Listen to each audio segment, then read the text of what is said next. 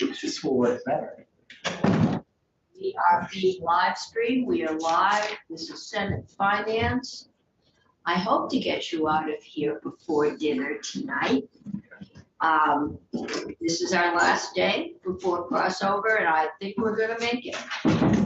We did S80 this morning so that it could go to the floor and the folks could have it this afternoon. Senator Bray is there as we speak. I'm going to take up S25 first because I think it's not going to be a particularly controversial or bill. We haven't had anyone want to speak on it. And so Katie, come on up and maybe you could tell us why we have it. First question. I find my collar up so I can talk. Good afternoon. Good afternoon. Katie McLean, Office of Legislative Counsel. I'm going to pull up my share my screen. I put together a section by section summary of the bill, and I'm guessing you're looking for sort of a high level. Yeah, I think just highlight for us why we have it up, and it is up on the screen. I was sort of wondering the same question. What I think it is there's penalty language in the bill. Would that be it? Let me tell you what the bill does, and you can tell me if you think there's a place I should stop. Only the Senate Secretary knows why some of these things come here. Okay, so the first section of the bill creates a new chapter that pertains to chemicals and cosmetic and menstrual products. It prohibits certain chemicals to be in cosmetic and menstrual products, and it follows a structure that's in other places of PFAS law that has a penalty section where the AG has the same authority, and private parties have the same rights as under the Consumer Protection Act. And then section 2 requires a community engagement plan from the Department of Health. I can't imagine that would relate to this committee's That would jurisdiction. be an appropriation. Maybe the underlying bill somewhere charge somebody a fee. Let's keep going. I don't think so. The third section adds language about textiles, preventing textiles from having PFAS. There's a certificate of compliance. So we did that for firefighters. A lot, yeah. So ski wax, carpets and rugs, Yeah. firefighting foam. Yeah. So this Okay, yes, follows the ski same wax. I format. remember doing ski Right. wax. So all of these sections, these chapters all follow almost the same exact format of the ski wax. Then we're amending a definition of regulated PFAS to change the parts per million from 100 to 50 in 2027. We're expanding the definition of apparel to include outdoor apparel for severe wet conditions in 2028. Athletic fields, And then that hit school taxes. there is a carve out. This section does not apply to the sale of athletic turf fields already approved by voters prior to July 1, 2023. So Okay. this bans PFAS in athletic turf fields, same rulemaking, certificate of compliance and penalty language. There is a report from the Department of Environmental Conservation in consultation with the Department of Health regarding the management of PFAS across product categories and then effective dates. We vote this out without recommendation because I can't see where we have any jurisdiction except maybe turf field. We need to go ask the secretary why we got it. He's the guy.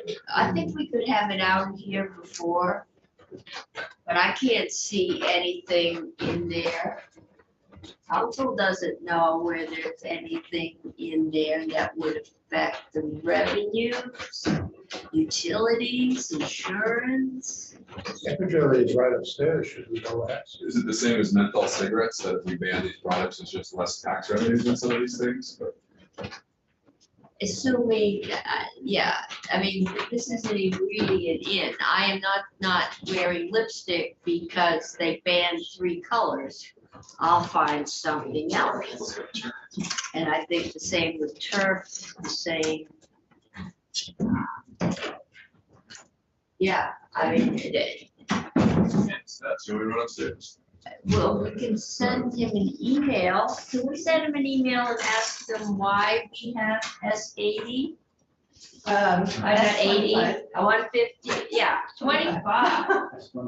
I do not have an updated agenda. And Are you doing that, Jill, or should I? I will email. so we'll do that. You want my post? That's, yes, that's 25, okay, remind me where I am, that's where I am. If you want my post. I don't know. Somehow, 5 minutes into it, I'm on the last item on the agenda. Do you know what the committee vote was on this? I believe it was 500. There were a lot of bills out that day, but that is my recollection. Really, I thought you might get 401 on Maybe, that. don't quote me. Okay, we won't. We don't make our decision based on their vote. But I can't.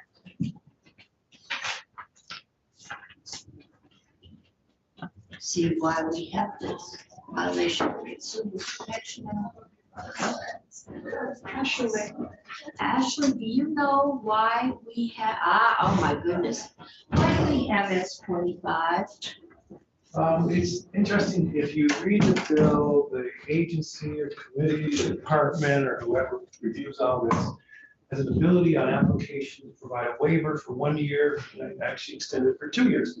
And because there's gonna be an application, we searched the statute, but I've never heard of anything being filed with any state government that does not have an application fee when they send it fill out a form. I know the Department of Environmental Protection, or whatever it is, has a minimum fee. Yeah. And so we asked around, anybody we could talk to on that day, we thought that if there's an application, either there is a uniform fee, or we should have the ability to set a fee. And that's why it's there. If nothing more than that, there's an application, sorry. Okay, So that language, and does anyone have any idea how we would start to recommend a fee? I am known in Senate Transportation as the fee guy. I support fees to pay for government services because they make sense. So if with that, I'm intrigued to know what the administration might have say about the imposition of a fee for this. Well, it sounds like we might not have to, that if you're going into A&R or that there's a standard fee, Okay. but we can check that. Or we can check it before this comes to the floor. Would you like to check that? But we need to get it out today, or it's not going anywhere. Secretary. There is a rulemaking in the bill on page 10. I suppose shall adopt any rules necessary for implementation, administration, and enforcement of the chapter. So I don't know if That's for money. right, but Including fees for that? Fees by a rule? no. No, I don't think so. well, they raised the rates at the state parks by rule, but they have this express power to do that.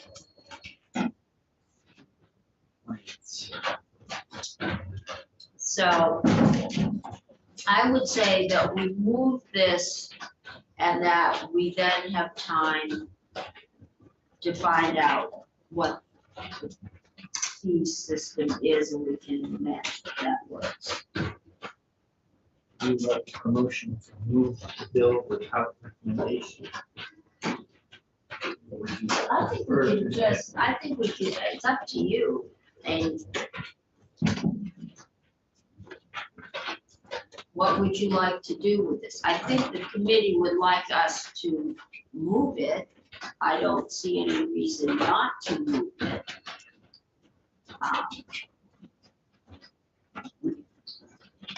I'm fine with it. If you recommend or not, But really quick, who would you contact in Ledge Council about asking about standardized fee language for an application like this? Probably Becky Wasserman. Yeah, and again, who would you charge the fee to? Would you charge the fee to the textile manufacturers, to every manufacturer of every textile who you give a certificate to? And this could be a very, very large universe, I would think. It could. Can you bring up that section of the bill for us? Are we working on draft 5.1? Yes. Never say it's a simple little bill. Well, there are product registries for other products that have many thousands of registrants. For instance, the chemicals of concern. Right? There's a lot of- a lot I've been through those wars. There is a chemical of concern registry and ban. The manufacture of a cosmetic or menstrual product containing 1.4 dioxane, lead compounds, or any combinations of these chemicals may apply to the Department of Health for a 1-year waiver. Okay, so I think we need to have somebody from the Department of Health come in. I'm pretty sure we're not gonna get them today. But we do need to get the bill out or it's gonna die. So my suggestion would be we get it out. We will chuck the agenda for Tuesday. See if we can get somebody from the Department of Health to come in and talk to us about their waiver fees on this bill. So I would move that the committee report favorably the bill. It's draft 5.1 of S25. And it is dated 3/17/23, timestamp 9/27. Let me say that again. S25. Draft 5.1. Dated 3/17/23. And timestamp is 9:27 p.m. And it is the only copy we have. Okay, and that is with the understanding that once we hear from the Department of Health, we can amend this on the floor. Or, you know, I'll do it, somebody will do an amendment for the half of the committee. If we find out that there is anything abnormal about that fee structure, but this will keep the bill moving. Okay, further discussion? If not, all those in favor say aye. Aye. Opposed say no.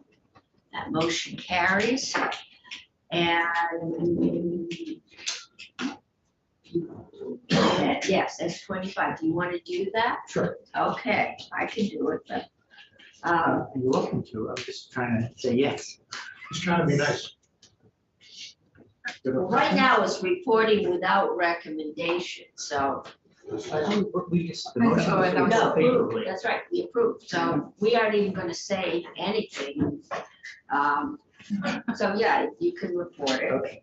And if you find out we need to say something, we can, Bring amend the report, all right. Senators. Thank you, Katie. Yeah, you're welcome. Okay, now we are going Baseball. back to Madam 115. In baseball, this is called winning. Baseball, this is called winning ugly. Winning ugly, Yes. I call it sausage making, but it's moved us forward, yes. Yes, so did I hear you say we'll schedule Dr. Levine to inquire on fees? No, I don't think it'll be Dr. Levine, I'd ask, Or to ask the Department of just Health? ask, yeah, we'll ask, Joe can drop an email over to the Department of Health, and we will see what time we've got farmers who are coming in at 1:30. Are they here? They're gonna be on Zoom. They're gonna come Zoom? Yeah. Okay. Someone in the waiting room under a different name. Yeah, Okay, that's Jacob's brother, who must have run into the same, so same farm, just different representative from the farm. okay.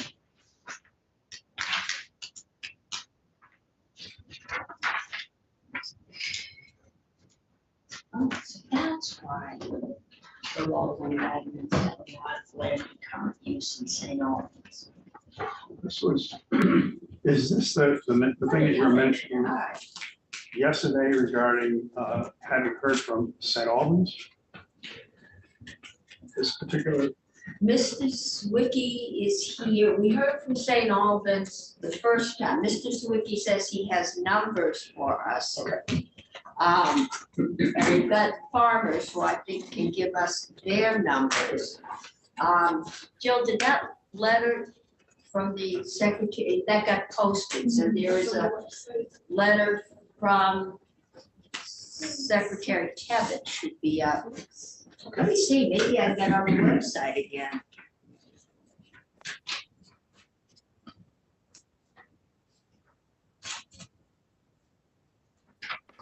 Cross my fingers.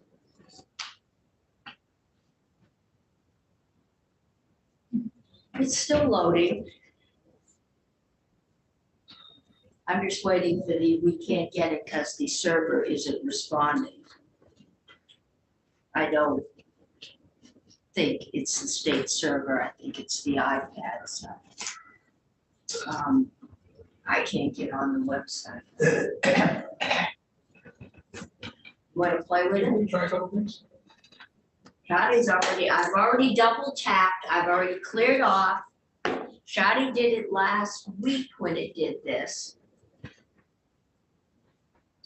There is a problem with that iPad.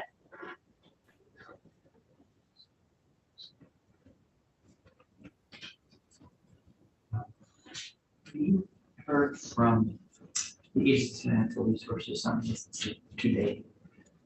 When I was mentioning that No, we were they came to committee yesterday. to Talk to us about the EPA email they received regarding MS4. okay, well, you should give us that information. No, we took this up. We have no jurisdiction, but it definitely was an issue that needed to be resolved. So we sat on the bill while Natural Resources has worked on it, and we haven't done anything. We did So we are here. every day. Yeah, fine.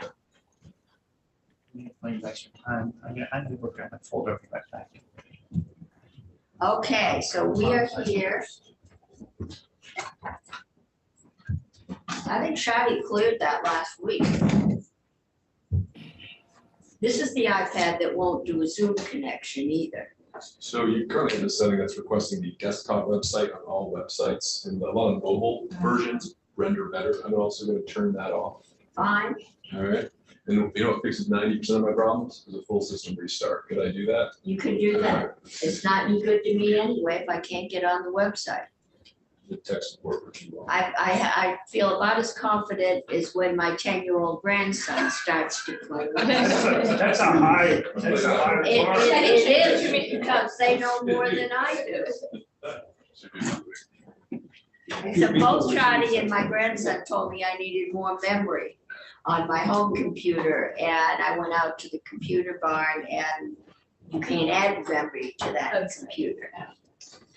So, but they said I should be able to get Zoom anyway. So we're here, and we've got our witnesses, and there was a change in names for witnesses, so who? Yes, Chair. Lee Bordeaux is there on behalf of Jacob, or if you could make it. Okay, so Mr. Bordeaux, you wanna, the floor is yours, and this committee got this bill for another reason. There's a fee in it somewhere. We're the finance committee. But it sounded like there was a real issue over jurisdiction and ability to charge farms. And we heard that you felt you were already paying for water runoff, getting other permits. We sent it to Natural Resources. But nobody's been able, we haven't gotten any numbers as to what that charge looks like to you. I heard one number thrown out for what you have to do for permits. I know you do a lot. My daughter worked for the extension service up out of Alberg, so I have a sense as to how much farmers really are being asked to do to clean up the waters of the state. So if the floor is yours, just tell us what we need to hear. As you guys know, we're already being regulated probably as much as any other industry in the state, if not more. And we're paying our water quality fees. You know, we're already paid. We're paying to separate our dirty water from our clean water. You know, we're taking care of that on the farms. We got water diversions put in on the farms to make sure the water is clean. You know, we get leachate systems around the bunkers all installed. You know, we got gutters on the barn to make sure the clean water stays with clean water, so to catch the roof rainwater. We've already been regulated to the hills. We're already paying to do all these other improvements around the farm. And now we have this other tax from the city, which is totally, it's not right. It's uncalled for. It's like a double taxation. And it's, you know, it's not American and it's not fair. And some of this will end here pretty soon. But you do have clean water that comes off your barn roof and runs down a gully, I assume, into a ditch along the road and goes somewhere. And I guess that's the issue, because the town is responsible for the clean water. So their argument is they've still got to take care of that clean water that's going down the gully. And can you tell us approximately, are you comfortable, what kind of a tax are they putting on you? It's around $6,500. Okay, and is that per farm, or is that's your impervious surface? That's for impervious surface that we have right now. Okay. Senator Bray has a question. Good morning or good afternoon. Thanks for stepping out. I'm sure you're busy doing other stuff. For your facility, can you give us an idea of like how many acres, how many sites you have that are in St. Albans? So we milk on St. Albans on the 2 farms. You know, we're milking roughly 1,600 cows, 1,600 cows on 2 separate farms. Okay. Are they both getting the fee from the stormwater utility? Yes, Okay, so 65 is for the 2 farms? I believe. Okay, Okay. and can you, just so we have a sense of scale, do you know how many acres you have altogether? It's roughly 1,000. Okay, thank Okay. you. But all our acres are not right there locally. So for all the acres that are there, you know, could it be 600 maybe? Yeah, okay, Okay. thank you. Senator Chittenden. Sir, I've heard that, you know, for stormwater, we need to be all in, but I also heard that farmers are already in. Could you speak to a little bit about how much you've already spent on catching, directing the water within your 1,000 acres? Do you have any rough estimates, or could you elaborate on the things you've done to address and collect stormwater for the purposes of your farming? You know, I can't pinpoint exactly, but this year alone, this past year, in 2022, we did put in a full collection leachate system around our bunkers, and it was in $150,000 to $180,000 range. This year, we need to spend another. It's going to be $150,000 to expand our manure pits to accept all this water that we are now going to collect, and these costs are never ending. And then we get added with this tax from St. Albans that it's really painful, and it's as you can see, it's not needed. No, we're already doing the work. I believe the farmers are doing more than any homeowner, the guy with a camp or the guy who builds a nice home on the lake. I can guarantee you the farmer's doing more to make sure the water's clean. I know you're doing more than I am. I'm very surprised to hear those figures. Did I just hear you say you spent about approximately $300,000 over what time period for these water collections? It's going to be in the last 2 years, this year and this past year, to collect this. I mean, it's tanks, it's concrete, concrete today, when it's in excess of in place, was over $450 a yard for the concrete in place. So you end up with these massive bills trying to put infrastructure in place to collect the water. Then you put pumps, and then you have electricity, and as you know, time and materials and labor. The costs are never ending trying to collect this water to have clean water, to separate the water. And I think ANR is essentially saying, ANR, that the Department of Agriculture, the Agency of Agriculture is saying that their real towns should not have the authority to do this in the first place. The collections of these fees are improper. We seem to have, I'm gonna go to Mr. Magnan and hear his testimony, and then I know there's been some testimony before Natural Resources.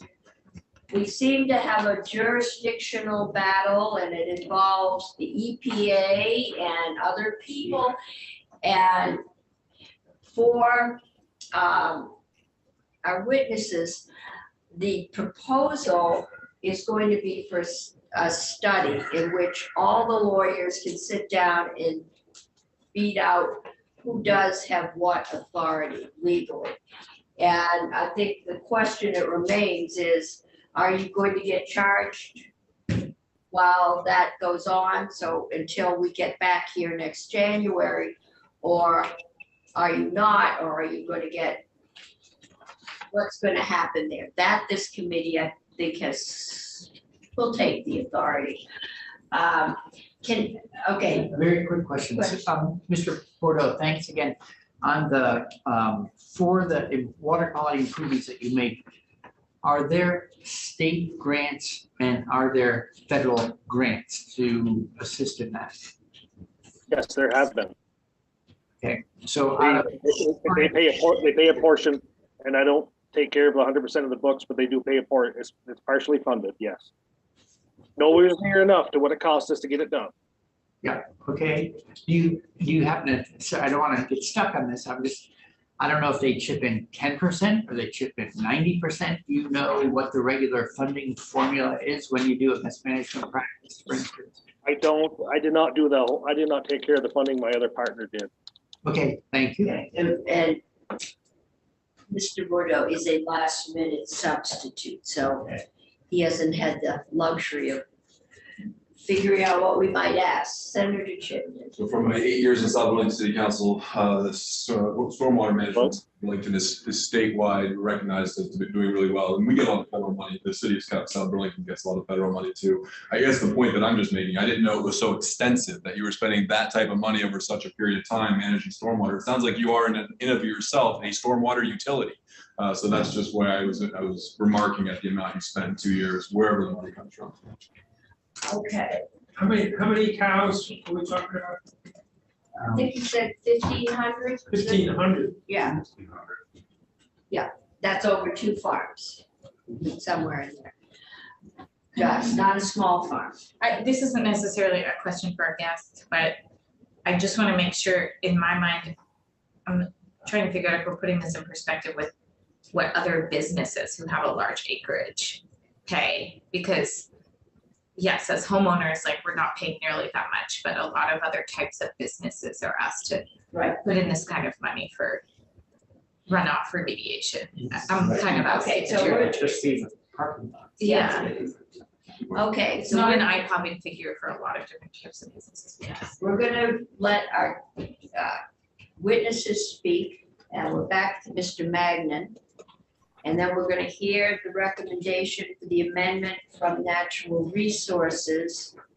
And we'll see where we go for, and we're gonna hear, I think, Mr. Zwicky, you're gonna talk to us from the city of, town. Town center. Town of St. I didn't think the city had that many farms, okay. Okay, so Mr. Magnan, the floor is yours, just tell us your name and who you represent, which I assume is you. Yeah, my name is Mark Magnan. I represent Magnan Brothers Dairy. A couple of things, just in reference to that last statement the senator was just asking about. I was talking to 2 of the select board members in St. Albans town regarding that issue, because I was asking them, why are farmers being assessed this with this tax? And they said, well, the town is going to need some money to fix up the stormwater quality problems that has been generated with some of the development in St. Albans town. And that's with regards to the cul-de-sacs, and there's not enough money in the budget to fix those stormwater problems that the EPA is going after, if just those certain homeowners are to fix that problem. And the other issue is this, under the EPA environmental protection rule, which I looked up in chapter 22, under the stormwater permitting rule, the very first general exemption states under A1, stormwater runoff from farms in compliance with agricultural practices adopted by the Secretary of Ag are exempt. So meaning the Ag Department has jurisdiction over any impervious waterways or runoff from out farms that are in compliance. And we at Magnin Brothers are in compliance. I went into St. Albans town to talk to the town clerk, and she said we would have to pay the fee. If we do not pay the fee, they would attach a lien to our property. And really, that tells me it's not a fee in which they're calling it. It's called a tax, because that's how you attach a lien. Okay. All right. I'm gonna ask Mr. O'Grady That's about a really the good law. question. I did not You know have a that. question, okay? Mr. Magnin, thanks so much. Can you tell us what the fee is? And have you already been, I'm just trying to get the facts straight. Have you already been paying a fee, or is this new? And if so, and not your case, how much are we talking about? Good question. I was just called this morning, late this morning, to testify before you, and I too haven't been able to get hold of our bookkeeper on this regarding this issue. I know we've paid some in the past, and since I've been talking to the town on this, I haven't paid this past year's, and I believe it started around $7,500, but then the town clerks said if we filled out a form, they would cut it in half. But we have not paid anything this year, and because I'm trying to figure out if I think we need to. And in today's tougher economic times, I'm not going to pay something that I don't feel we should. But if you would like, I can get back in touch with you shortly on what we have paid in the past and what is owed.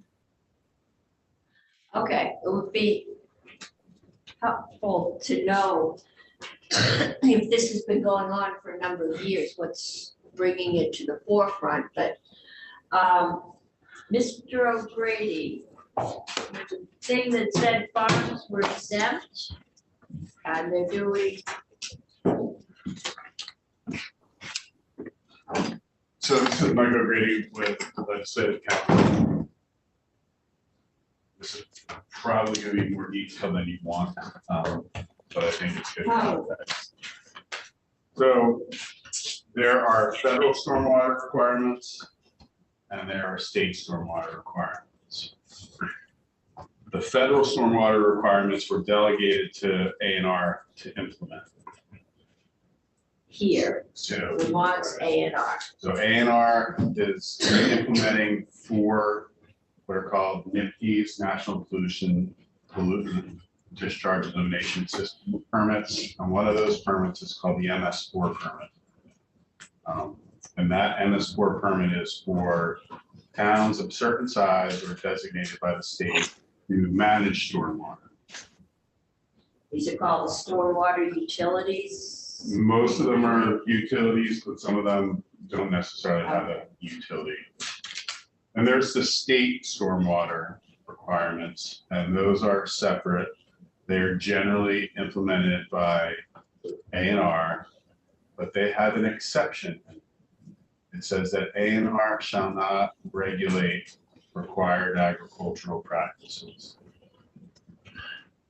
And then municipalities have authority under a bylaw section that allows them to regulate stormwater consistent with A&R's authority to regulate stormwater.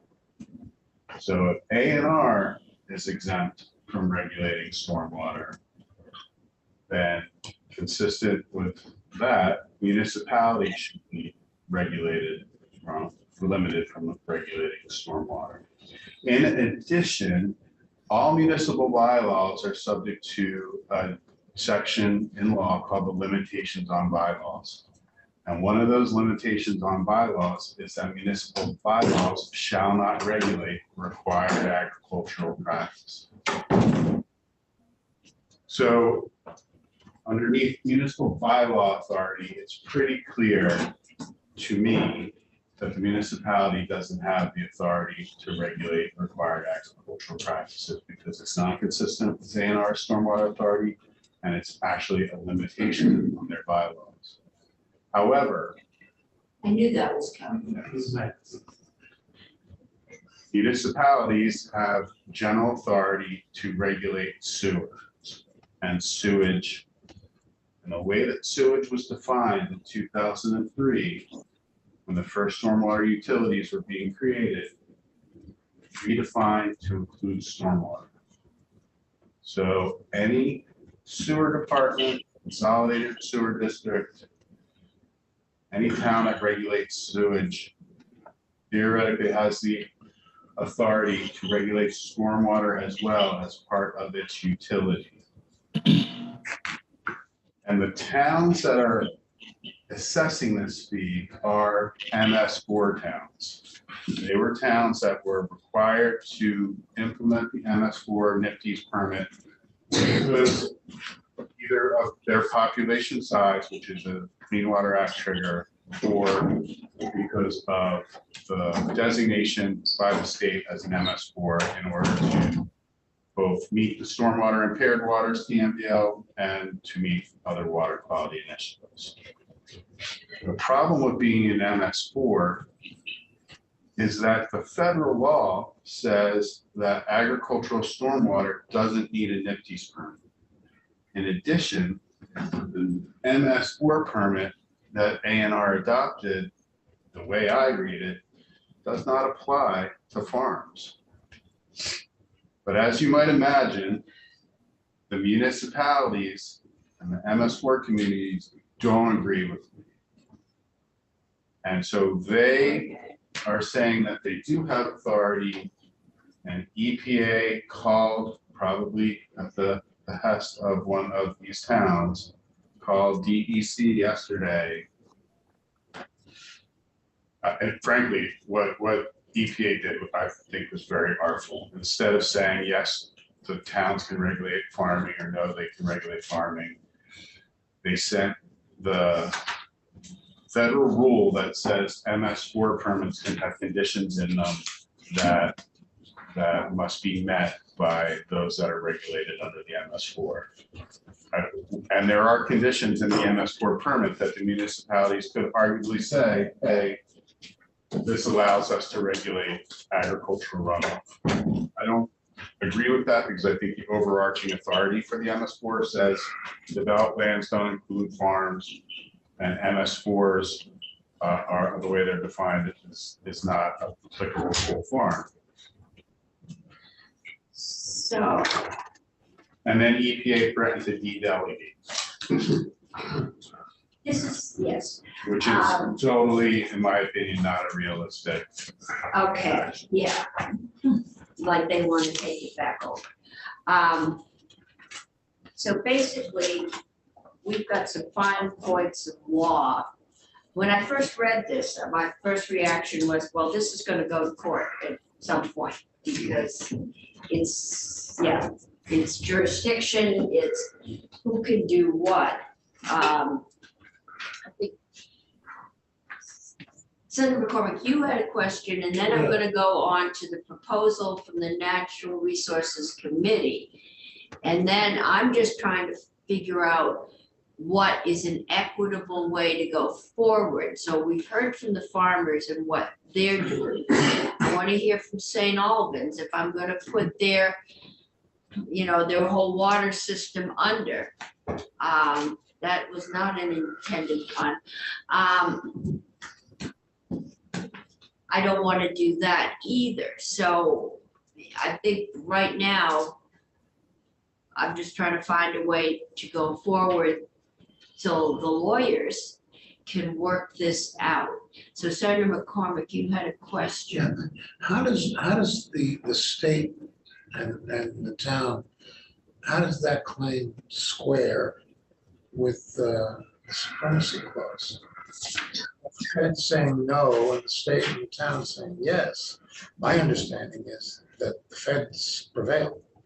With the Fed saying no on what? That agriculture is not, agricultural practices are not subject to a fee. So the federal delegation, you need to meet minimums, and you can go beyond the minimums that are required. Vermont has gone well beyond the minimums for the federal requirements. For example, the required agricultural practices. Cherry, you said Mr. Bordeaux must have some runoff from his roof that trickles down and goes into a stream. Now, Mr. Bordeaux should not have that. Okay. Mr. Bordeaux should be containing that and funneling that to his manure pit. Because if it comes off of his production area and goes into the water, that's a point source discharge that needs a permit under the Federal Clean And I'm Water Act. assuming his production area would include the fields. No, the production area is the farm, the barn, the storage, Okay, the impervious the surface. impervious surface. And we are collecting those waters. Exactly. Yeah, okay. And the fields are called, are exempt if they meet what's called the agricultural stormwater, which means that they have to have a nutrient management plan that manages the site-specific application of nutrients on that land. And every farm in Vermont is required to have a nutrient management plan. And the farms of Mr. Bordeaux, Mr. Magnum size, it is not inexpensive to develop and implement their nutrient And management. this is plan. all, a lot of it is the phosphorus runoff with, yeah. Okay, I don't quite understand the answer now. Do we have a delegation of authority from the feds to the state? But it's authority to enforce the federal law. So the federal law still is still, the state is confined by the federal law, isn't it? It's not totally confined. It cannot go below the federal law, but it can go above the federal law. Including doing something the federal law explicitly says. Well, that's where there's contention. Yeah. I think theoretically, yes, the MS4, the state statute could say that this MS4 is going to include agricultural runoff. But in my opinion, it does not say that. In fact, it says the opposite. The MS4 permit, when you read it, it applies to discharges from an MS4 system or developed lands. And developed lands is defined to exclude farms. And an MS4 system is a system of conveyances. Farm is not a system of conveyances. Senator Chipley. So farms not within the boundaries of one of these communities with an MS4, they couldn't be assessed a stormwater fee, correct? They are just managed through the A&R regulations. No. So if you're outside an MS4, you are not subject, or outside a stormwater utility or outside a municipality that has a stormwater fee, you are not assessed a stormwater fee. Right. That's my point, but they are still subject to the same regulations as the farms that are within one of those. Yes, they're still subject to the RHEs, or in Mr. Bordeaux and Magnum's case, the LFO or MFO. I'm just concerned with us having this apply to farms just within some imaginary boundary. It seems like the NR is managing all the farms, stormwater through their RHE. Well, Okay. Senator Brett, why don't you tell us what natural resources is proposed? So we heard, Brady helped us, I spent a fair amount of additional time looking into details. And we worked our way through the rules. We heard from the MS4 communities, some of the same folks that were in here earlier in the week. And given time constraints, it seemed as, and the fact that there was, Mr. O'Grady can more accurately, elegantly speak to what the exact legal questions are, why there's differing interpretations. But in the end, we came to the place of there seems to be some validity in terms of differing interpretations around the obligation of a farm in MS4 in a MS4 community storm with someone with a stormwater utility abutting to pay a fee into that utility. They have been paying for, I don't know how many years altogether, something like 10 or 12, does that sound right? Maybe, it depends on the town we're talking about. So we could understand both points of view, but also, I would say, we concluded that we were not in a position to come to a conclusion, and we thought it would be better to have the interested parties, namely the Agency of Natural Resources, Agency of Agriculture, Food and Markets, and representatives of the MS4 communities participate in a panel and deliver a recommendation back to the legislature on December 1st of this year. Depending on what that report says, or that recommendation says, or equip us to respond next legislative session. So that got drafted up in the form of an amendment that we're recommending as a committee to this committee. And we have copies if you want to walk through it. The committee vote to make this recommendation was 4-0-1. Okay. What happens to payments in the meantime? So When did these we let- bills go out? Does anyone know? Depends on how the municipality bills, but it's usually a part of your municipal water charge. Okay, yeah. So we No, I'm just, so if it's in Montpelier, your next charge will be in June. So what happens to the June payment? Because we didn't touch the payment system. We current law stands, and that's. well, I think the issue is what is the current law? There's a current Right. ordinance in, We didn't opine on whether or not the Okay. practices should change. We said there's an issue that seems to have things are in legal tension. We're not in a position to resolve them. Therefore, we were making recommendations for a study, and that's the full scope of what we're in. okay, Under the assumption that the study will have any impact on, in the event, for example, farmers' permission is upheld, that whether or not there would be any refund of taxes. Was there any discussion of that at all? We didn't get into like what we kept ourselves to the issue of whether or not farms were sort of appropriately sort of swept up by any stormwater. Your intent was, in other words, to perhaps come up with a solution that avoided litigation. Well, that was the hope. I mean, I don't know, but these are the different parties. We thought maybe they would come up. For instance, there's already a form that can be filled out that credits the actions of a property owner that it's part of an MS4. I think it's 35% reduction off your bill. Is that a sufficient credit to a farm that's already making investment through REP obligations or not? VTrans wanted to be exempted from MS4s.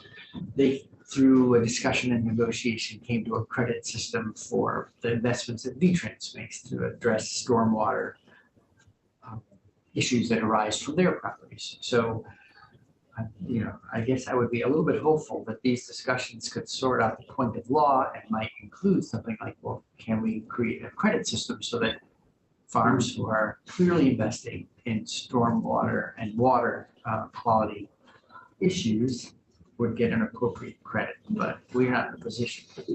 This is something that has, in some cases, been going on for quite a number of years at this point. Has there been any litigation or other attempts to resolve the competing arguments, particularly from the farmers who believe they're being overcharged? Not that I know of, not in this state. In other states, there has been litigation by farms and others challenging stormwater fees. In those states, when the fee has been found to have been not authorized, the courts have ordered reimbursement. And there have been such cases. There have been such cases. In Vermont, I would say that it's pretty clear if the municipality is operating under its sewer authority, it has the ability to assess rates. Whether or not they have the ability to assess those rates on a farm. It's not clear. Fantastic. Okay. Madam Chair, the gentleman on the screen. Okay, Mr. Bordeaux. I guess in the meantime, if everybody's kind of unsure where they're headed with all this, why don't we think about, one, let's refund some of these payments that we've made, and two, let's suspend going forward these payments, like the next one is due in May. So what do we do? I mean, if we don't pay, then you're gonna have the red mark on you. Why, I assume they have a nice penalty and fee, like audit if you don't pay it. We paid ours. Mark, I don't know, I guess you said, I weren't sure what you I haven't guys, paid it. so we did pay ours, and it's, we're trying to farm, and it's hard to fight all the time and farm, Okay. I think going forward, these payments need to be suspended until everybody comes to the conclusion of who has the authority and who doesn't, and it seems like it's regulated already by the Agency of Ag. The other point is, I think is quite interesting, is they're talking about communities with sewer systems. Now, St. Albans Town is collecting this money. One, they have no person that is handling these funds. They have, the town clerk said she is not authorized to handle these funds, and the town is just collecting them and putting them aside. Two, they have no sewer system in St. Albans Town. They have sewer system in St. Albans City, but the town, which is collecting this money, has no actual sewer system. Okay. I've got Senator Hinsdale first, and then we'll go to Senator. Well, I mean, I think that is interesting information. On Friday afternoon, I'm just worried about whatever we do having an impact on other communities. And I'm trying to understand if currently we know of all the communities that have a stormwater utility, and if they are charging farms. I know this is coming up more in St. Albans Town because they have more farms, it sounds like. Would we be setting a precedent with some action that influences other communities? The way that the bill came out of Senate Ag, it would have applied to any municipality that was assessing and regulating stormwater on a farm. There are, I believe, 11 towns. I can't remember the number of towns. I remember the number of farms affected would be 83 farms across multiple towns. Okay, and to Mr. Magman's point, we currently we have no authority to determine whether their stormwater utility is the cost of some kind of service or program in the community. I don't know how their utility or their fee was assessed. That you would have to look at that specifically, what authority it was adopted under. Did they adopt it under the bylaw authority? they adopt it under their sewer district authority. Did they, I can't, I don't know enough about how they adopted And it. this is way beyond our scope, any kind of expertise. I believe some other farmers have also reached out to the Vermont Dairy Producers Association about this issue. You know, it's not like it's been quiet. It has been worked on, I believe. Okay, Senator Gray. I'm wondering if we might hear from Mr. Zwicky or others to Yes, see I'm what's going to like hear on the municipal side of the equation. And I think again, we heard from South Burlington, but they have one farm. So I think arguably it is not going to have the same financial impact on South Burlington as it might on St. Albans Town, who I assume that Mr. Zwicky have a chair, has more. Yeah, maybe, probably has more cows than people, but it's traditional Vermont. But definitely it's more farms and more cows than South Burlington. Thank you, Madam Chair. Director Dylan Zwicky with Leader Affairs here on behalf of the town of St. Albans. I can't comment on the cow count versus human count in any town. Wouldn't Vermont. ask you to. So I will focus my comments on, I think, what the committee is interested in hearing, which is the financial impact of potentially exempting agriculture from paying into the stormwater utility fee. Before I get to that, I just want to address a couple of remarks. First, with respect to the previous witnesses' request that the municipality refund payments. I'm a little bit confused about how we refund payments that we have not yet received, as I understand they've testified that they have not received those ones. That's this year, but apparently they have been paying for several years. So the town of St. Albans has only had a stormwater utility in place since 2021. They've collected Okay. 2 years of Okay. payments. The total cumulative amount is roughly $1 million, $500,000 each year. The agricultural parcels. Wait, they're, $500,000 total across all payers okay, each year for a total of $2 million since they began collecting the fee in 2021. that's everybody. That's everyone. Okay, what other than farms? I mean, I can picture St. Albans City. Yeah. My daughters live there. I got a pretty good image. I've been through large sections of St. Albans towns going to my daughter in Swanton. I'm trying to figure out, of that 500,000 total, what's being paid by the farms? Roughly $70,000 annually. Is that total?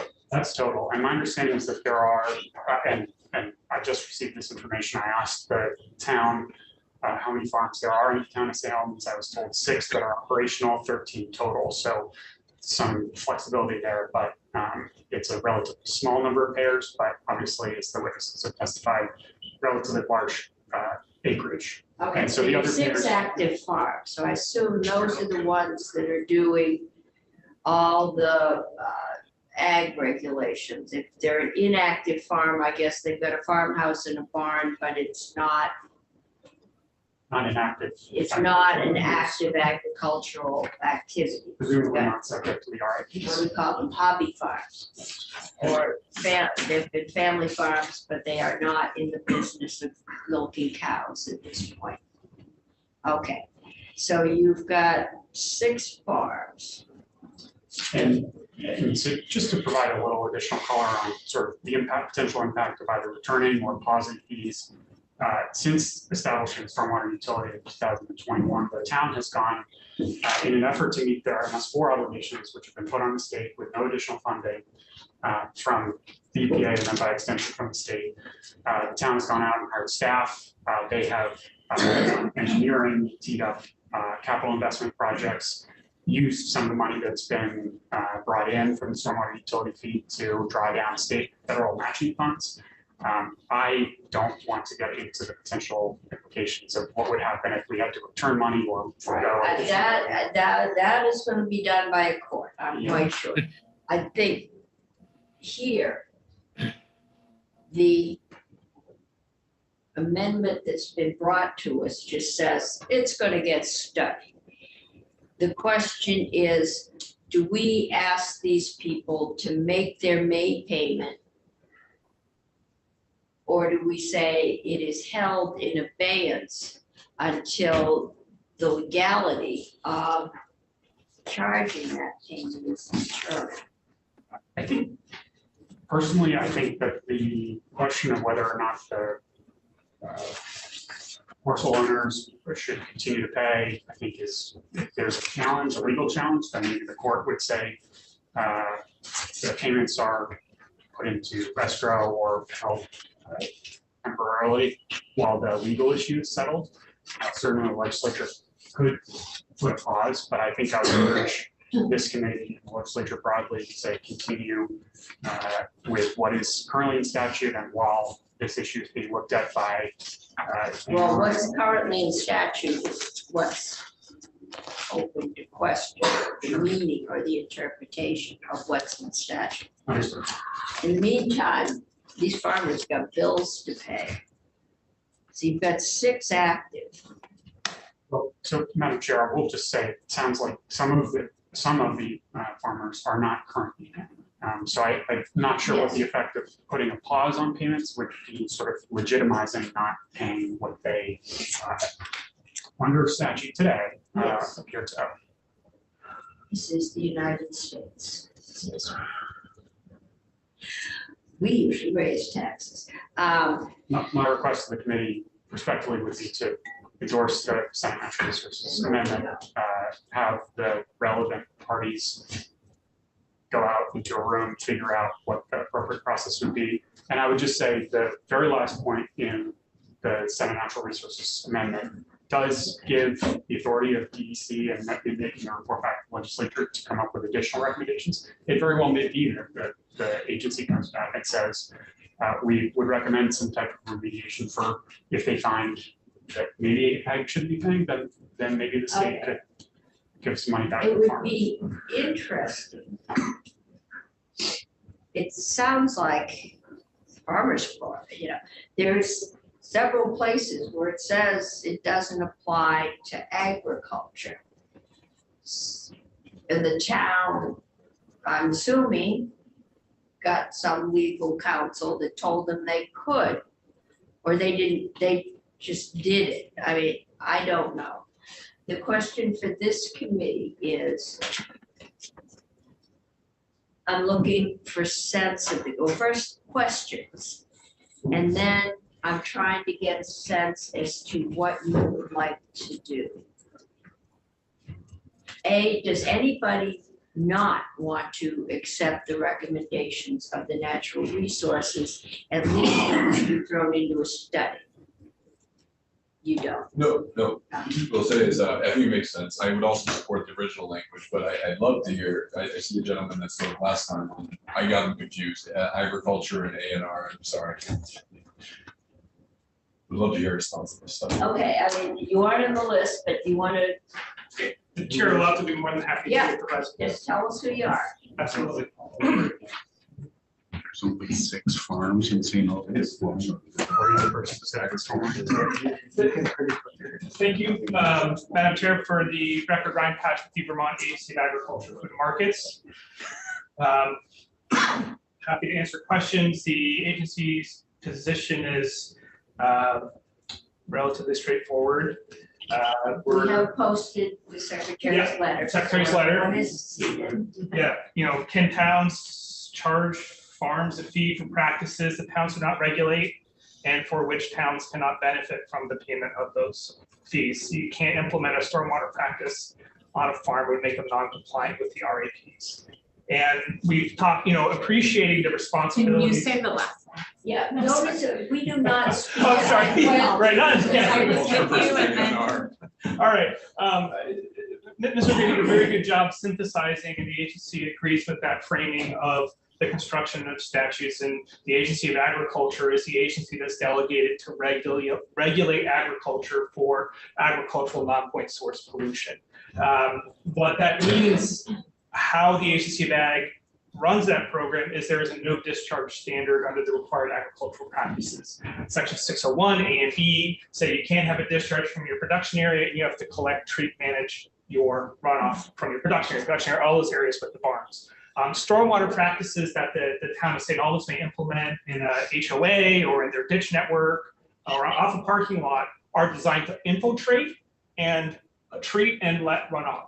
Farms can't do that. Farms have to collect everything. There's a completely different standard for the collection and management and treatment of waste on a farm than every other stormwater. And so talking about all in 2015 meant every sector has to do their share. And so when folks talk about the town of St. Albans has to pay, churches, nonprofits, private residences, well, that makes sense because they're all regulated for stormwater under those statutes. Farms are regulated differently. Something that hasn't been raised, the farmer's dwelling is not a farm structure. That is subject to this municipal stormwater fee, and that would continue to be under the language that was proposed out of Senate Agriculture. So farmers have skin in the game to contribute, just not on the farm itself, right? Their dwelling is subject. So that was my question. Okay. Senator Starr's been a big advocate of agritourism, and we've done work in here to let you put up some cottages on your farm so people from the city can come see the cows. And if you did that and you pay a parking area, that would be runoff. So you're saying that the bill that came out of ag, you've got a barn, all right, everything from that area has to be collected and kept.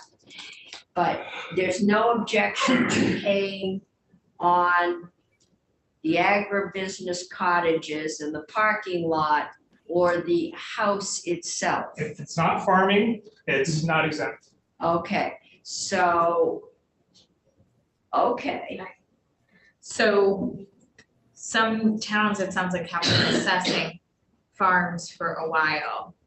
Have you been made aware of that and been trying to stop this? Or? So this is before the legislature this year. We have been corresponding with numerous farms. Farmers reach out to the agency and be like, why are you billing me for stormwater? I'm a small farm, I don't have to pay an MFO or LFO fee. We're like, what are you talking about? It's like, oh, I got this bill for $800 from the town. And we go, well, let's see. So we've been corresponding with the farmers and trying to run interference with the towns to explain the statutory construction and the agency's interpretation, which is farms are exempt. Towns can't regulate farms under the bylaw exemption. For those two reasons, you should. So we've been communicating this to towns for I have at least for 3 to 4 years, and they continue to assess the fees. And so what came out of Senate Agriculture Committee is an attempt to change the law to say you may have been charging, but moving forward, it's very clear. Farms are exempt from stormwater assessments. And oh yeah, here's an indemnity clause. You don't have to refund the monies you may have collected previously. And so it was an attempt to be diplomatic in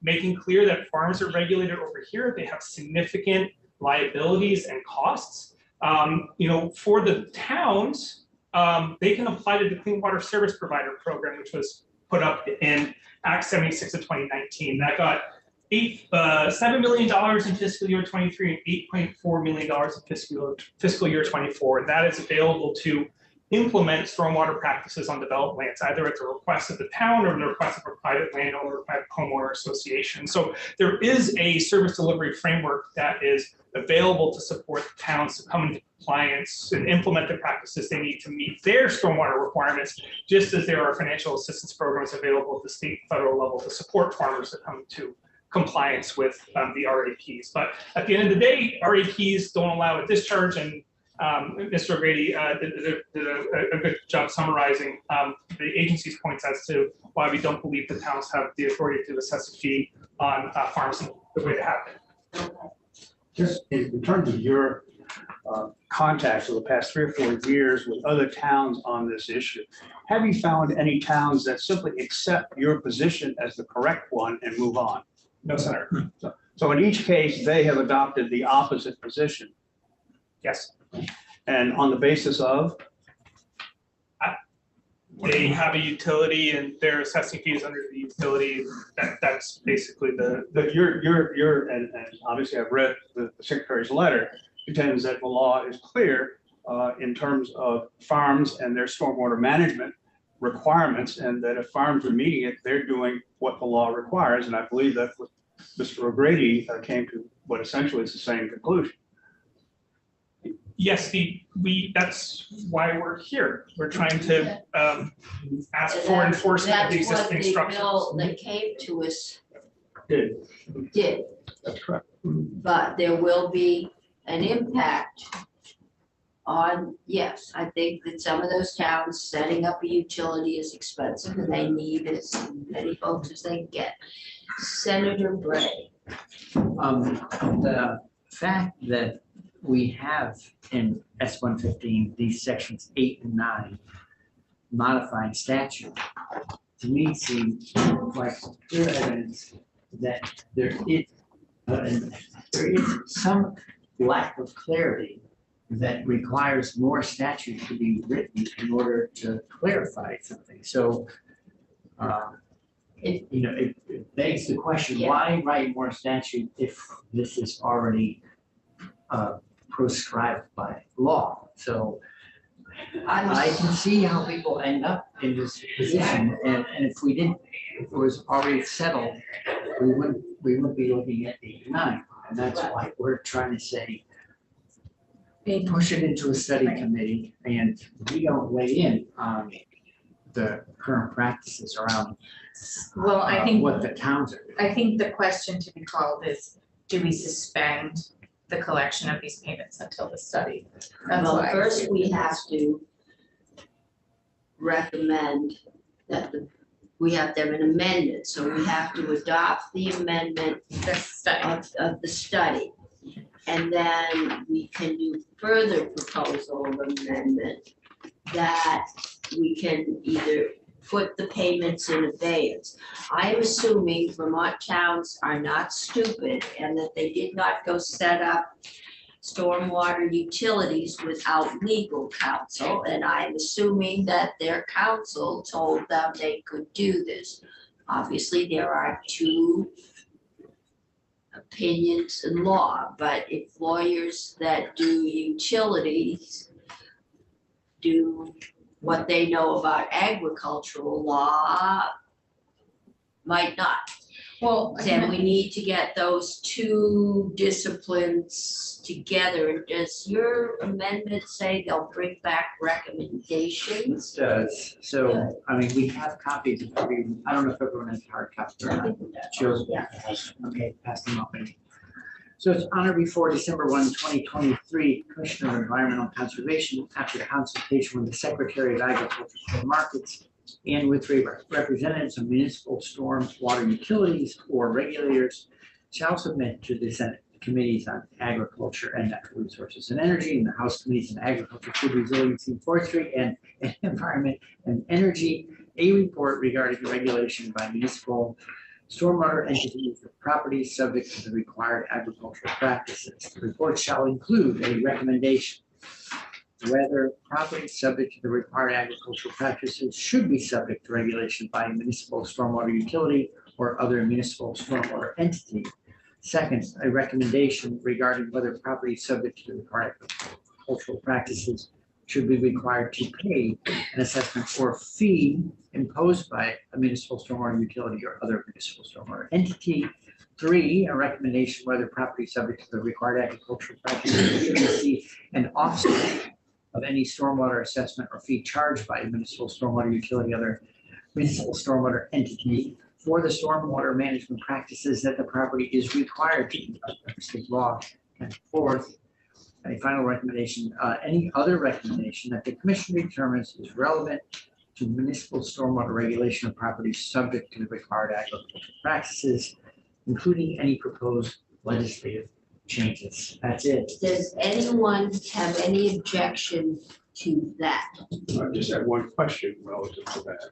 One question is, did you, after the amendment was drafted, have consultation with the Committee on Agriculture as to whether or not they concur or consider it from an amendment? Yes. So I asked for a meeting with the chair of Senate Agriculture, with the pro tem. We discussed it, and he agreed to the implementation of the study. Okay,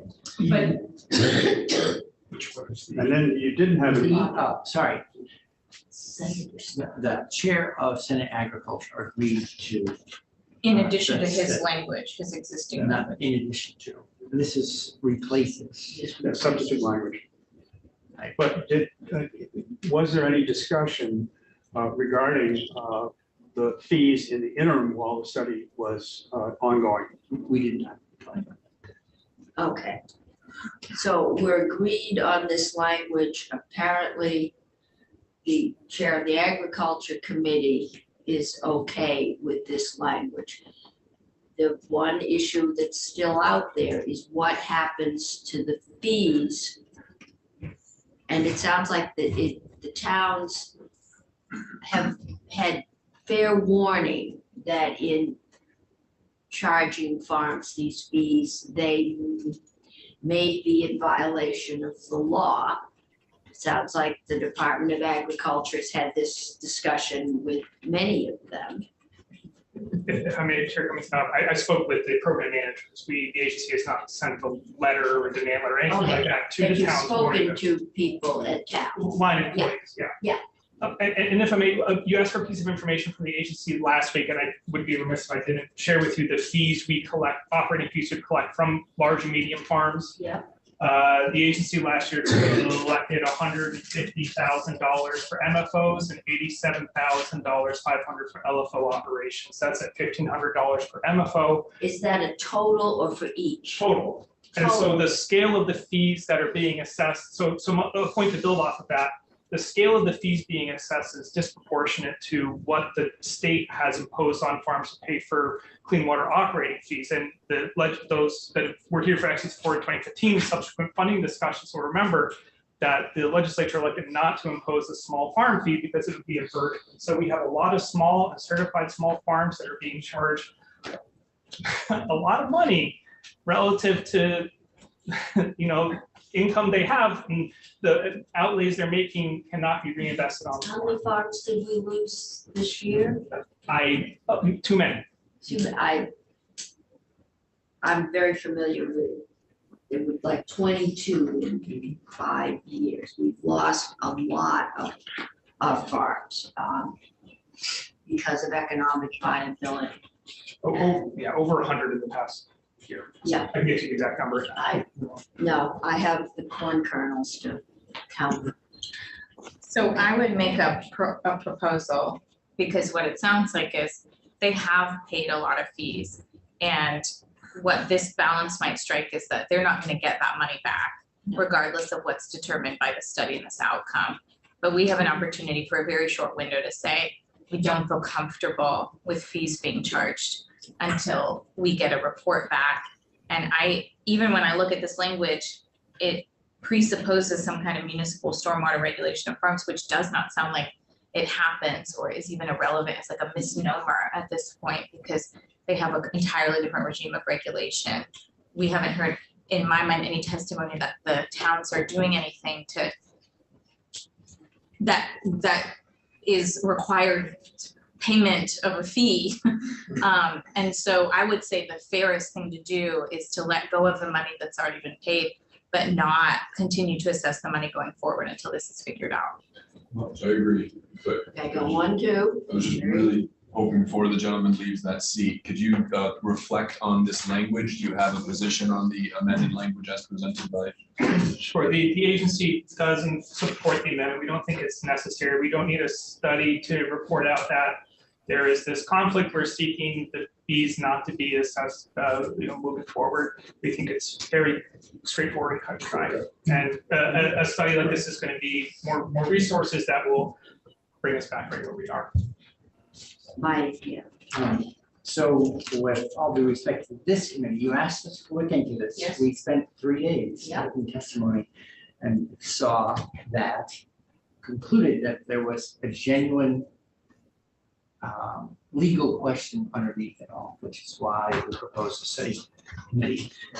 I don't feel comfortable listening to assertions about how heavy or light fees are on any particular industry. We don't know what incomes are, we don't know what impacts are, we don't know what other industries pay. But they don't get anything for this fee. Well. if What, you- what does the municipality offer them for this fee? Are you, unless you're living outside, unless somehow you're not even part of the community there. The community, unless farms are part of the community, correct? I mean, they're part of the town. What are they doing with that money? They manage the stormwater obligations of the community on behalf of the entire community. For impervious services. From runoff. Yes, I mean. So they do pay those fees for impervious services, but they fall under That are not entirely part of different the regime production to area. regulate Impervious farms. surfaces are the barns, the sheds, the work areas. So they are wouldn't stop regulated. paying that fee. They're Yes, responsible for managing the stormwater for anything relating to the production area. And they are paying and willing to pay the stormwater for those things that are not part of the farm's production area, such as the farmer's homes. Okay, And so that's what you would do with anything in a community. I'm no, we're good. I'm not expert enough to start delineating point and non-point discharges and impacts on the community around it. If, I'll just say, at the very highest level, if farms were not the primary source of phosphorus in waters of the state, that is to me like evidence that water leaves farms, right? And so there is an impact on the community. And I don't want to try to sort out, there are pipes on farms that aren't called pipes. There are conveyances that aren't conveyances. There's a lot of legal complexity to it, so I would not pretend at all. But to try to say that they're somehow entirely discrete and have no benefit from being part of the community or have an obligation to participate in the communities, not just there, but the communities. I'm not talking about the including community, water. but the regime that regulates impervious surface runoff. But I don't think it's. Are they going to the Okay, farms we are and getting offering a service? outside the jurisdiction. We, of this committee, there is an obvious legal challenge as to which set of laws prevail. And I don't think any of us short of Mr. O'Grady have law degrees or ability to do that. You may. Nope. Okay. I just want to say something. I gotta step out of the meeting. Thank you for listening to what you had to say, and I don't mean to interrupt, but I gotta get back to the barn here. Okay, go back to work. Thank you. Thank you. And are you all set with me? I would leave yes. as well. Thank you for giving your time to us. Thank you. Appreciate it. I think we have general agreement between the two committees of jurisdiction that we should study it. If that study cannot resolve this issue, then it's gonna go to court. It might be cheaper to just tell it to go to court now, somebody sues somebody. If we can work it out without that, that's good. The question is that we've already said we're not gonna try and take the money back. That's in the bill, but I think is part of the agreement. But do we ask the farms to pay in? And they will pay in something because they still have their house and paved driveway. But do we ask them to continue to pay in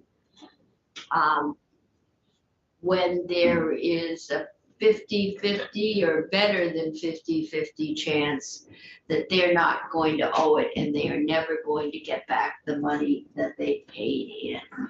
And I think that's the decision we need to make now. Otherwise, I think we can just vote to make that amendment our amendment, or put it on the floor. I have a question. Yes. So I just don't know. I'm trying to think, we're usually talking about revenues of the state. These are revenues of a municipal stormwater utility. And I've been on finance, this is the fifth year, but maybe I'm misremembering. Do we write in statute provisions that say a municipality can't collect fees of any particular sort whether it's permanently or just. for Well, a I think year. the question is, does the overriding law say that they can't collect this fee? They have been collecting it. The bill says, you know, you can't collect it anymore because you, just to make it clear, you can't collect it, but we're not gonna ask you to pay it back. The study says we're going to look at whether or not you owe it, whether and which law prevails. Do Whether we, you should owe, or give us the information, we can decide. whether Yeah. you Want to owe money or not. or not, but do we continue to collect money? That's, Can I, in order to, I'm always thinking that it's painting ourselves out of the room. We've agreed on the amendment. If the chair is comfortable, I'd like to move the amendment and then So separate Superintendent out. strikes out, So It does. so we can't do that. when, on this point, why can't we do it all? Why don't we offer the clarity with 8 and 9 and also giving that clarity so to codify what is interpreted by attorneys as well as the Agency of Agriculture, and then also do the study. And then maybe during that study, they could conclude that maybe in fact the farm structure should pay into stormwater utilities. Will you have written law prohibiting? We do that all the time, right? that's, we don't have the expertise to do that in this committee. We are neither ag nor natural resources. I don't know, do we regulate stormwater utilities? We regulate utilities, but they're so new, that's never come up. But we do So tell maybe you should local study government. that. We tell local government if they can't charge a fee that Yeah. is being assessed by the state, we Or- do that all the time. We have to tell them what fees they can charge in their charter. So I think, and these utilities are creatures of the state at the requirement of the feds, but they are our creation. We told the towns to do them, and now it's who's subject to paying for them. So Senator McCormick. Crossover is an invention. It's a protocol, it's not in the Constitution, it's not in the law, it's a way we do things. Yes.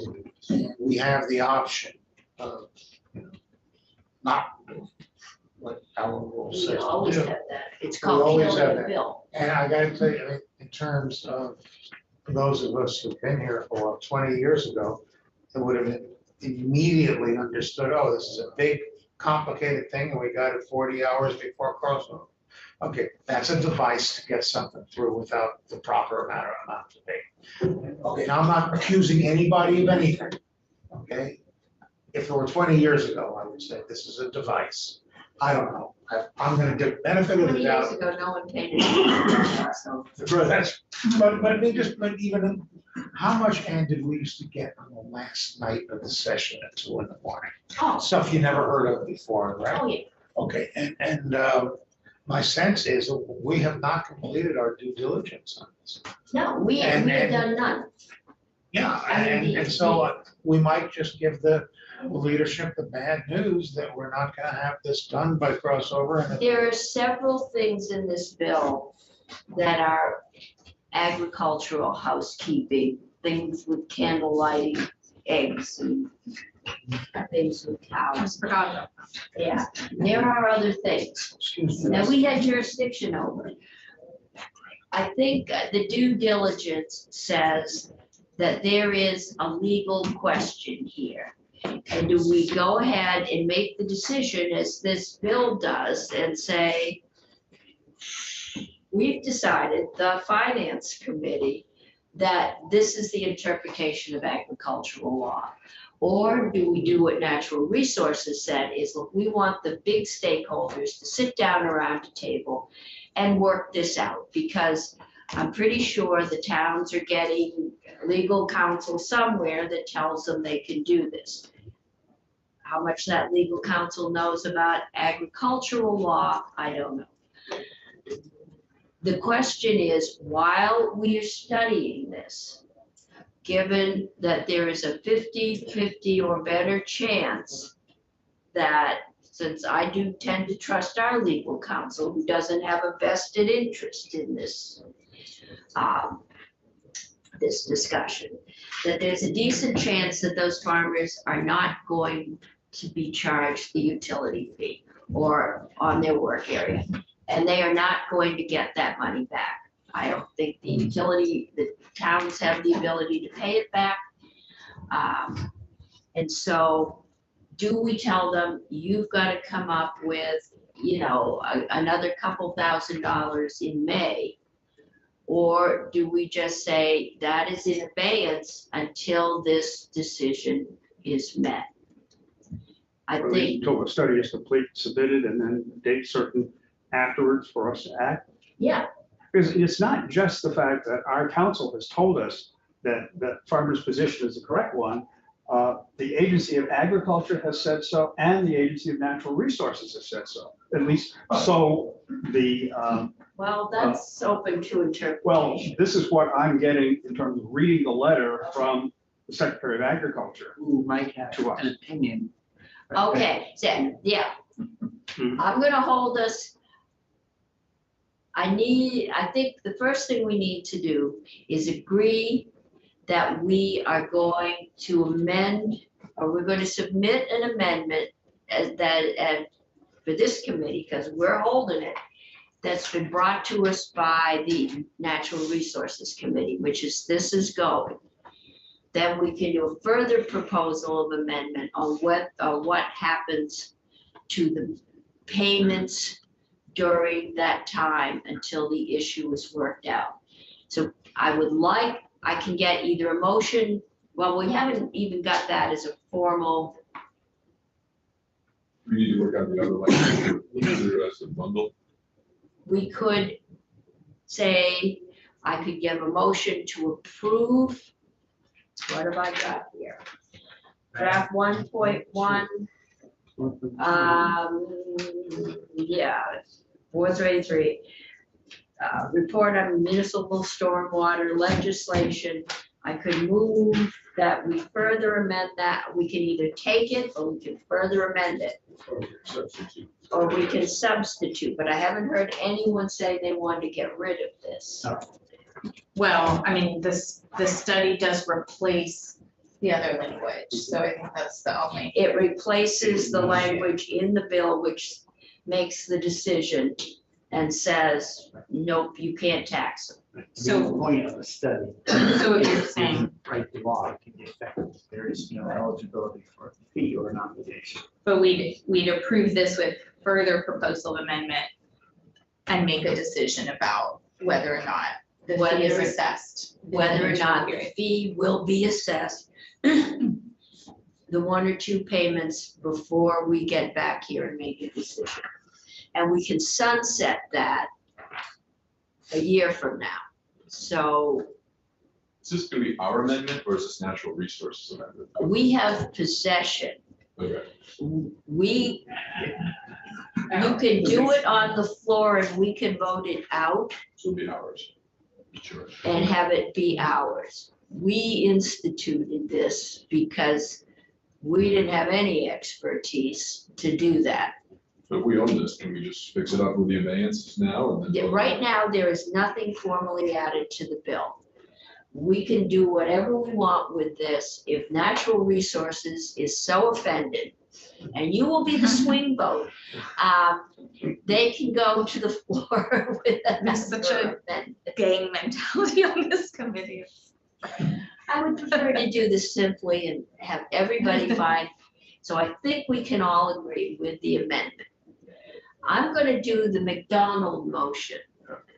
Who thinks that those fees should continue until this is, that we should remain silent and the fees should continue to be assessed? Thumbs up. Until when? Until that the status quo will continue until there is a legal decision, either in this body or in the courts, that says they don't. So you want to see the fees continue. I've got 2, 3. Yeah. Okay, I've got 3. How many would like to suspend the fees until dates certain? All right, I've got 4. Dates certain. July of next. Yeah, let's do, well, there's a May payment. So I'm thinking But we could be in the end of session. in April. Okay, let's do July 1st, 2020. What year is that for? Okay, is that a motion? So moved. Can we, before voting, Yes. Mr. Zawiski had his hand up, since we're hearing from different sides, there may Okay. be information we want, I don't know. Come on up. Sure. I'm sorry. I'll just be quick. If the committee has entertained this clause in the fees, we would just request that potentially there's also either an extension of the date that the town of St. Albans has, or well, actually all MS4 committees have to comply with their MS4 obligations, since we will be inhibiting our ability to actually collect the revenue that we had planned and accounted for to hit the obligations that have been put on us by the state. I know nothing about, when is your date? 2036, we budgeted or planned for it to spend. We will deal with that before 2036. Okay, you may get this money ordered to you retroactively. We have a reputation for tips. So does this also, We know it's our. does this also replace the language that says they can no longer, they can't seek retroactive payment if it's decided that they wasn't? Right now, that is in the bill. I'm not sure. It's not in the what- amendment, you know, It's and I not- assume that would be one of the things that the group studying this will be reporting back with a recommendation on that too. But we know what the commitment was, so when it comes back, if they try and do retroactive, I think we're all quite free to say. no. But I think as a practical matter, if there is no resolution and this is litigated, it will be resolved then. And if it's litigated and the money has been improperly charged, I would imagine that the court would force it to be paid back. But unless we Unless we pass put something in the legislation. statute at some point. Okay, this, Mr. The amendment, the way it is numbered, does it replace the section in the bill that says the money will not be charged retroactive? Yes, it does. Yes, it does. Okay, Okay, so this wipes the Fix slate that. clean. Well, I mean, I'd say let's leave it out for right now. Leave out the part that they can't go back and Yeah, get the money it would be. retroactive. This, Would be. that's, Yeah, this we- wipes because the then we're slate talking clean about- and doesn't Yeah. have the legislature out. weigh in on that. right. That's section 9. which is- Okay, Everything is held in abeyance until a decision is made, okay. and I'm sure if people don't like the decision, there'll be a court case, and they'll hold everything in abeyance until they decide. So can I speak?